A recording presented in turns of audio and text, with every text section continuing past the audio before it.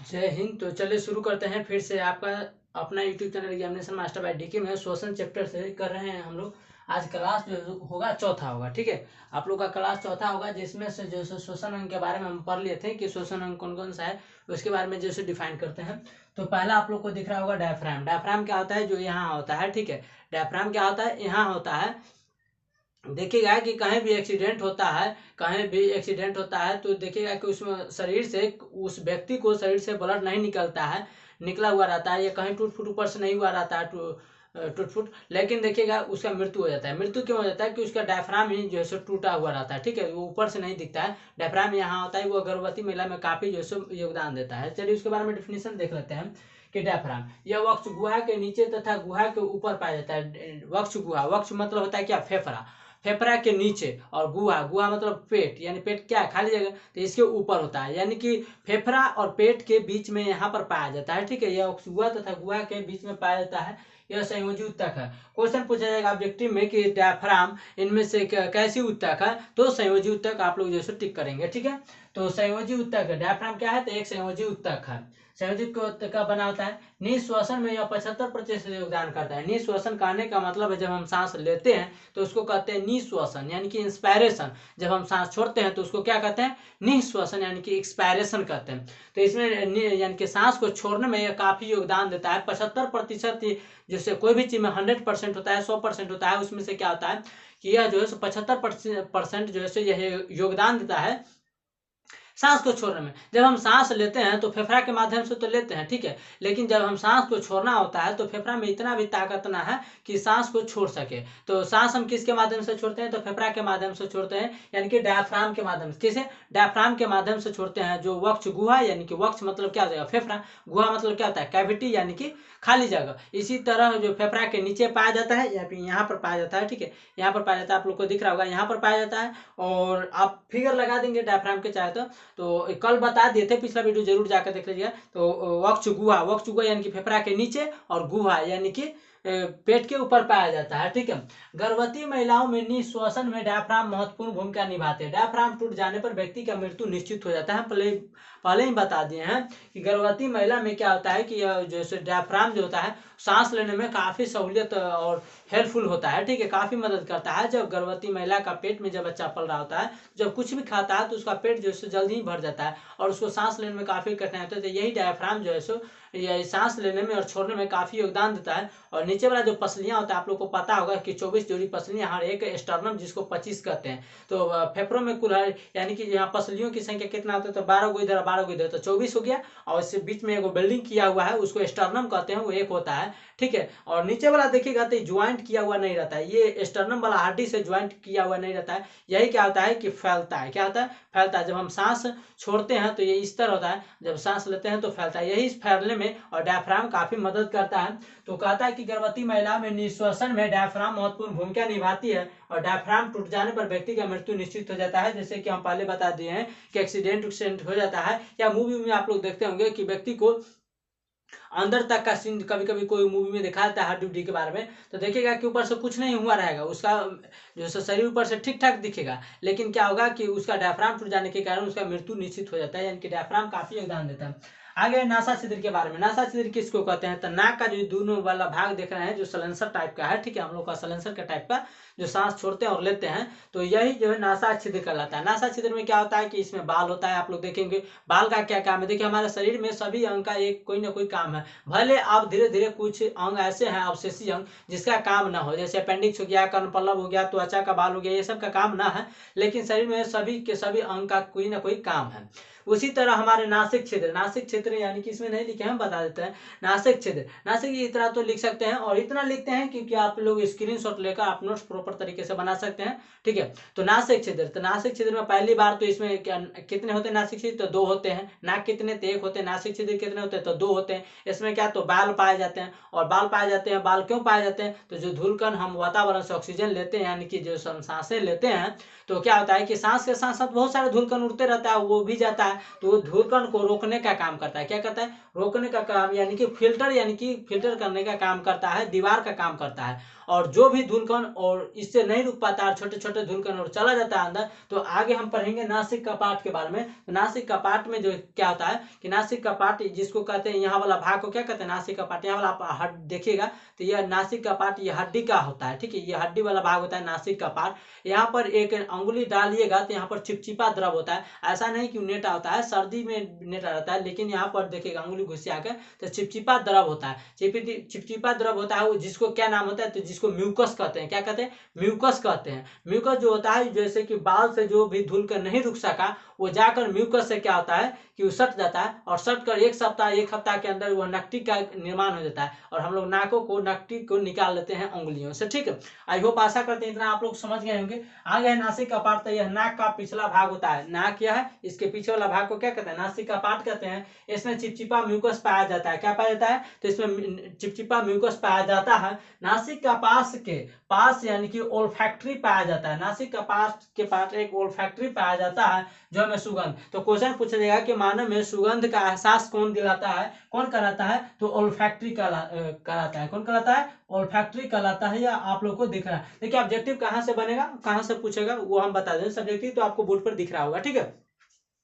तो आप लोग को रिकैप कराते हैं कि डायफ्राम के यानी कि व्यक्ति को टूट जाने के कारण जो है सो मृत्यु हो जाता है। डायफ्राम जो होता है 75% सांस लेने और छोड़ने में जो है सो गर्भवती महिला में काफी योगदान करता है। उसके बाद होता है नासा छिद्र। नासा छिद्र में क्या होता है कि इसमें नासा छिद्र दो होते हैं, दोनों में हमारे बाल होते हैं, जो धुलकण को रोकते हैं अंदर जाने से, फेफड़ा तक जाने से, ठीक है। और जो छोटे छोटे धुलकण चले जाते हैं, वो नासिक का पार्ट के अंदर एक चिपचिपा म्यूकस नामक द्रव पाया जाता है, जो उसको रोक लेता है, और 1 से 8 दिन के अंदर में जो उसको नकटी यानी कि जमकर नकटी का निर्माण हो जाता है, जिसको हम निकाल देते हैं, जिसे हम नकटी कहते हैं। और हमारे सुगंध यानी कि सुगंधित करने का काम यानी कि नासिक का पार्ट में पाया जाता है। जैसे कि मानकर चलिए कोई भी सुनते हैं यानी कि कौन सा चीज का, कौन सा पदार्थ का कैसा महक है, उसको ज्ञान हमें कौन दिलाता है, तो ओल्फैक्टरी दिलाता है। क्या कहलाता है, ओल्फैक्टरी दिलाता है, जो हमें सुगंध यानी महक का पहचान कराता है। आगे ग्रसनी के बारे में, जिसको इंग्लिश में कहते हैं फेरिंग्स। क्या कहते हैं, फेरिंग्स कहते हैं। यह नासिक कपाट के नीचे तथा मुखगुहा के पीछे पाया जाता है।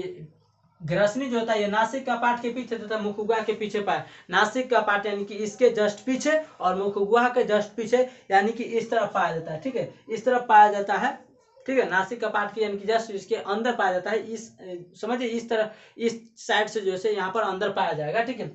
तो कहता है कि यह नासिक कपाट के नीचे तथा मुखगुहा के पीछे पाया जाता है। इस मार्ग से यानी कि इस रास्ता से भोजन तथा वायु दोनों जाते हैं। यानी कि ग्रसनी से क्या होता है कि भोजन और नशा यानी कि जो अंदर वाला भाग होता है, अंदर वाला इसी को क्या कहते हैं, तो ग्रसनी कहते हैं, ठीक है।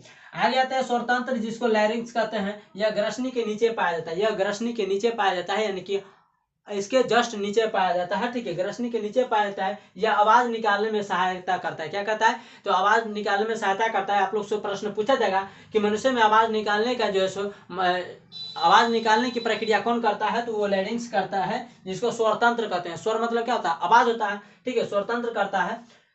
अतः इसे वॉइस बॉक्स कहते हैं। क्या कहते हैं, तो इसे अतः इसे वॉइस बॉक्स कहते हैं। पक्षियों में वॉइस बॉक्स का काम सैरिंग्स करता है। तो पक्षी में क्वेश्चन पूछेगा, पक्षियों में वॉइस बॉक्स का काम कौन करता है, तो वॉइस बॉक्स का पक्षियों में काम जो होता है कौन करता है, तो सैरिंग्स करता है। कौन करता है, सैरिंग्स करता है। और मनुष्य में पक्षी वॉइस बॉक्स का काम कौन करता है, तो वो लैरिंग्स करता है, यानी कि हिंदी में स्वरतंत्र कहते हैं, ठीक है। आशा करता है आप लोग को यहाँ तक समझ में आ गया होगा। कोई भी डाउट हो तो आप लोग पूछ सकते हैं कमेंट सेक्शन में, ठीक है। और वीडियो को ज़्यादा से ज़्यादा शेयर जरूर कीजिएगा, क्योंकि हम आप लोग तक पहुंचाते हैं। आप लोग किसी और अन्य दोस्तों के साथ पहुंचाइए, फिर उस दोस्त को बोलिए कि और अन्य तक पहुंचाए। आप लोग देखिए अकेला तो संभव ना है कि सभी स्टूडेंट तक पहुंचाया जाए, ठीक है। तो आप लोग भी इसमें सपोर्ट दिखाइए, मदद दिखाइए, और अच्छा लगे तो लाइक जरूर कीजिएगा। कमेंट्स में जरूर बताइएगा कि वीडियो आप लोग को कैसा लगा, क्लास कैसा लगा, ठीक है। इससे क्या होता है, मोटिवेट होते हैं, ठीक है। आते हैं तो पक्षियों में कहेगा कि पक्षियों में स्वर तंत्र का यानी कि वॉइस बॉक्स किसे कहते हैं, तो सैरिंग्स क्या कहते हैं। ऑब्जेक्टिव यहाँ से निकलेगा। फिर पूछेगा मनुष्य में स्वर तंत्र का काम कौन करता है, तो मनुष्य में वॉइस बॉक्स किसे कहते हैं, तो स्वर तंत्र का स्वरतंत्र को कहते हैं, जिसको इंग्लिश में लैरिंग्स कहते हैं। स्वरतंत्र लैरिंग्स पर एक खास कपास पाया जाता है। क्या है? स्वरतंत्र जो होता है लैरिंग्स, जिसको वॉइस बॉक्स कहते हैं मनुष्य का, उस पर एक खास कपास पाया जाता है जिसे इपिग्लोटिक्स कहते हैं। इपिग्लोटिक्स यानी किसको कहते हैं? किसको कहते हैं? इपिग्लोटिक्स यानी इसको कहते हैं। देखिए इस पर मारिएगा तो आवाज जो है गजब तरह के निकलता है, ठीक है। तो इपिग्लोटिक्स कहते हैं। जब हम कुछ निगलते हैं तो इपिग्लोटिक्स क्या होता है कि बंद हो जाता है। जब हम कुछ निगलते हैं तो इपिग्लोटिक्स क्या करता है? ग्रसनी को बंद कर देता है, यानी कि सांस वाली नली को क्या करता है कि बंद कर देता है, और आहार वाली नली को जो है खोल देता है, ठीक है। तो इपिग्लोटिक्स बंद हो जाता है और भोजन श्वास नली न जाकर ग्रास नली यानी कि आहार नली में चला जाता है। जब कभी इपिग्लोटिक्स खुला रह जाता है तो हमें हिचकी आने लगती है। यानी कि ऐसे समझिए,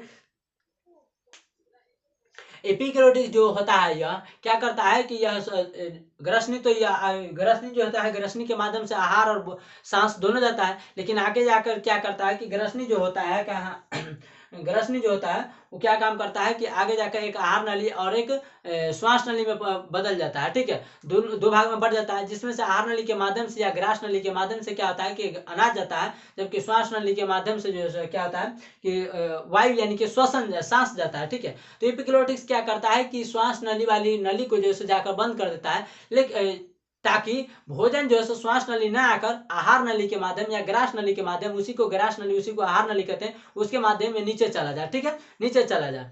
कभी कभी होता क्या है कि एपिग्लोटिक्स जो होता है वो हमारा श्वास नली को बंद नहीं कर पाता है, जल्दबाजी खाने के चक्कर में या कहीं किसी को सोच रहे होते, किसी के बारे में सोच रहे होते हैं, खा रहते हैं, तो ब्रेन जो होता है हमारा कंट्रोल नहीं कर पाता है एपिग्लोटिक्स को, और एपिग्लोटिक्स को जैसे निर्देश नहीं देता है कि क्या करना है, और अनाज खा लेते हैं। अचानक क्या होता है कि सांस नली वाली खुली रह जाती है और आहार नली वाली अचानक दोनों में चला जाता है, जिसके कारण जब भोजन जो होता है श्वास नली में जाता है, उसके जाते ही क्या होता है कि हिचकी आने लगता है, क्योंकि उसका बाय रूट हो जाता है। बाय रूट कहने का मतलब है कि श्वास नली में तो अनाज जाने का जगह नहीं है, तो उसमें चला जाता है। एपिग्लोटिक्स नहीं बंद कर पाने के कारण तो हमें हिचकी आने लगता है, और हिचकी आने लगता है तो क्या करते हैं, हम पानी पीते हैं या हिचकी आते आते यानी कि वह नीचा से क्या करता है, फोर्स करता है, यानी कि बल्ब लगाता है कि बाहर निकलो, तुम्हारा इधर रास्ता नहीं है, ठीक है, फोर्स करता है, वही हिचकी आने लगता है। और पानी जब पीते हैं तो क्या करता है कि पानी के माध्यम से ये वापस चला जाता है, ठीक है, वापस आ जाता है। या कभी कभी देखिएगा कि कौस का हिचकी आ जाता है तो देखिएगा नाकुक में है, जो भी पदार्थ हम खाए हुए रहते हैं या खाते हैं वो नाकुक के माध्यम से निकल जाता है, ठीक है। तो इतना आप लोग समझ गएंगे। तो हिचकी आने लगती है जिसे एपिग्लोटिक्स का नियंत्रण मेडुला ऑब्लांगाटा करता है। मेडुला ऑब्लांगाटा यानी कि ब्रेन का जो भाग होता है मेडुला ऑब्लांगाटा, तो एपिग्लोटिक्स का नियंत्रण यानी कि कंट्रोल करने का काम करता है। क्वेश्चन पूछा जाएगा एपिग्लोटिक्स का जो है कंट्रोल या नियंत्रण करने का काम मस्तिष्क के कौन से भाग करता है, तो हम लोग टिक लगाएंगे कौन, मेडुला ऑब्लांगाटा करता है। कौन करता है, मेडुला ऑब्लांगाटा करता है। आई होप आशा करते इतना तक समझ में आ गया। आगे है फेफड़ा के बारे में, जिसको कहते हैं लंग्स। फेफड़ा हमारे क्या कितने होते हैं, तो दो होते हैं। कितना होता है, हमारे फेफड़ा दो होते हैं। चलिए इसके बारे में जान लेते हैं, जिसको इंग्लिश में कहते हैं there are 2 types of lungs, ठीक है। आगे है, यह मानव के वक्ष गुहा में पाया जाता है। वक्ष यानी किसी को कहते हैं वक्ष, और गुहा मतलब क्या होता है, खाली जगह, जैसे कि मुख गुहा, तो गुहा मतलब क्या होता है, खाली जगह, जिसको इंग्लिश में कैविटी बोलते हैं, ओके। तो यह मानव के वक्ष गुहा में पाया जाता है। वक्ष मतलब फेफड़ा के अंदर, यानी कि यहाँ पाया जाता है, वक्ष गुहा में पाया जाता है। यह मानव का मुख्य श्वसन अंग है। तो क्वेश्चन पूछा जाएगा कि मनुष्य में श्वसन करने का कौन सा अंग है, यानी कि मानव में श्वसन अंग कौन सा है, तो फेफड़ा है, ना कि हम लोग का सांस है। कोरोना वायरस में क्या नाक खराब हो रहा था या नाक जाम हो रहा था, नहीं ना जाम हो रहा था, नाक तो ठीक है था, लेकिन फेफड़ा हम लोग को जाम हो जाता है। क्यों, क्योंकि एल्वियोली जो होता है वायु कोष्ठ, उसमें कोरोना वायरस जाकर पकड़ लेता था, जकड़ लेता था, जिसके कारण क्या होता है कि सांस तो आता था, बट होता था क्या कि जो सांस जो फेफड़ा नहीं सोख पाता था, क्योंकि वहां पर कोरोना वायरस से जो पर, जैसे कि मान कर चलिए, यहाँ पर हम मान के चलिए गेंद रख लेते हैं मुंह में, ठीक है, गेंद रख लेते हैं, गोली रख लेते हैं, और हम खाना खाएंगे तो अंदर जाएगा नहीं जाएगा, लेकिन पेट में तो भूख लगा रहेगा। उसी तरह क्या होता था कि जो सो एल्वियोली में जाकर, जो सो फेफड़ा में जाकर, एल्वियोली में जाकर कोरोना वायरस जाकर पकड़ लेता था, और वो रास्ते पर था, और हवा जो होता था उसको सोखने में ही नहीं पाता था, लेकिन हवा तो नाक के माध्यम से जाता था। ऐसा नहीं जो कोरोना वायरस में ये बंद था, ठीक है। तो उसी तरह जिस तरह हमको जो सांस की आवश्यकता पड़ता था, लेकिन सांस तो जाता था, लेकिन सोख नहीं पाता था, उसी तरह क्या होता था कि इसमें जो मुख्य श्वसन अंग है, फेफड़ा क्या है, मुख्य श्वसन अंग है, इसकी संख्या 2 होता है। क्या होता है, इसमें फेफड़ों की संख्या कितना होता है, तो 2 होता है। इसमें से दाहिना वाला संख्या 12 होता है। क्या होता है कि दाहिना वाला फेफड़ा जो होता है वो 12 होता है, और लेफ्ट वाला यानी कि बायां वाला क्या होता है, छोटा होता है। यानी कि दाहिना वाला 12 होता है, लेफ्ट वाला छोटा होता है। छोटा क्यों होता है? क्योंकि यहाँ पर अमाशय पाया जाता है। क्या पाया जाता है? अमाशय पाया जाता है, जिसके कारण यह छोटा होता है। ठीक है, आगे आते हैं कि यह जो क्वेश्चन पूछा जाएगा कि फेफड़ा हमारे कौन से मेम्ब्रेन से ढका होता है। जैसे कि मानकर चलिए यह फेफड़ा है, ठीक है, यह हमारा फेफड़ा होता है,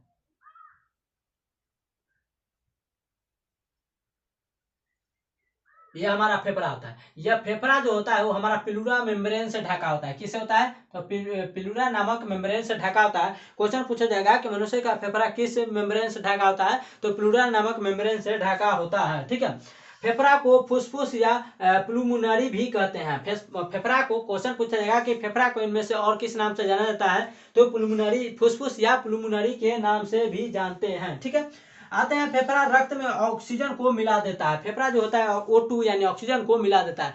फेफड़ा में क्या होता है कि जब हमारे पूरा शरीर में जो सो ब्लड, यानी कि ऐसे समझिए कि हमारा फेफड़ा क्या है, पेट्रोल पंप यानी कि ईंधन का काम करता है। यहाँ पर हमारे शरीर का ब्लड आता है और जब सांस लेते हैं तो फेफड़ा के माध्यम से सांस लेते हैं। तो श्वसन क्या होता है कि ऑक्सीजन हमारे फेफड़ा में जाता है, 21% ऑक्सीजन लेते हैं, कार्बन डाइऑक्साइड 0.03% लेते हैं और नाइट्रोजन 78% लेते हैं। नाइट्रोजन 78 को 78 छोड़ देते हैं, कार्बन डाइऑक्साइड 0.3% लेते हैं, लेकिन छोड़ देते हैं 4.6% यानी कि 4%। उसके बाद ऑक्सीजन 21% लेते हैं, लेकिन 4% रख लेते हैं और 17% लौटा देते हैं।